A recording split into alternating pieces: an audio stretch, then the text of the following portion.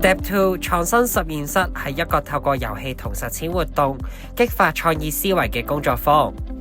喺呢個工作坊，學生將發揮佢哋創意自信，並透過設計思維去實踐同培養創業心態，獲得實戰經驗同團隊合作嘅機會，同時學習點樣有效咁展現自己嘅想法。小組熱身遊戲就會拉開工作坊嘅序幕。呢個遊戲唔單止能夠促進學生之間嘅合作同交流，更加重要嘅係能夠激發佢哋創意同埋解決問題嘅能力。跟住之後，學生將會進入設計思維嘅核心階段。喺呢個環節，學生將會同我哋一齊深入設計思維嘅核心元素——同理心，探討同埋學習以人為本嘅設計嘅重要性。工作坊透過引入真實而富有趣味嘅挑戰題目，令學生喺成個過程之中更加真切咁從用戶嘅視覺思考，並實踐設計思維。喺創意構思嘅過程之中，佢哋同事之間亦都可以練習溝通技巧，提升與團隊合作嘅能力。跟住落嚟，學生就會將創意付諸實踐，探索執行過程中各種嘅挑戰。透過團隊合作，佢哋要喺有限嘅時間裏邊完成原型設計，將創新嘅諗法具體化為實物。喺工作坊嘅尾聲，學生將會學習電梯簡報嘅基本技巧。小組圍繞佢哋嘅創新理念進行準備同埋排練，而最終自信咁同在場各位分享。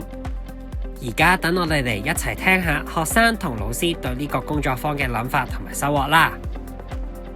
我可以應用主動積極啦，同埋與團隊合作呢個軟技能嘅，咁我就可以試下好積極咁樣去領導大家去完成呢個 project 啦。咁加上可以團隊合作啦，咁我就會努力咁樣協調大家，發揮大家所有嘅意見咁樣啦，發揮大家最大嘅潛能，咁就可以完成一個好好嘅 project。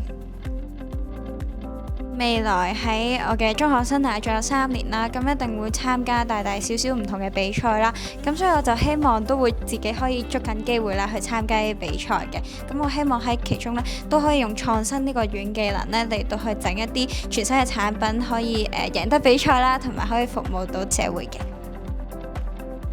我覺得個幫助咧係在於原來係可以咧嘗試用一個同理心啦，能夠一個逆地而處啦，尋找當中一啲嘅痛點啊，去了解到咧原來咧嗰個產品嘅設計咧係唔單止係從自己嘅角度出發，係能夠從他人嘅角度出發。咁而喺個過程入面咧，佢哋能夠明白到咧係去解決一啲問題，可能係個人嘅問題啦，可能係啲社會嘅問題啦。咁我覺得亦都係讓同學咧能夠開闊到眼界咧，明白到咧原來我哋去一個推出一個產品，設計一個產品咧，唔單單係為咗係盈利同賺錢嘅，我哋亦都係一個社會嘅責任啦。咁所以咧，我相信咧呢個活動咧最重要係能夠咧刺激到同學咧，原來咧我哋唔單止係停留喺書本嘅學習上面，我哋能夠咧跳出書本，行多一步咧，就能夠咧造福人群啦。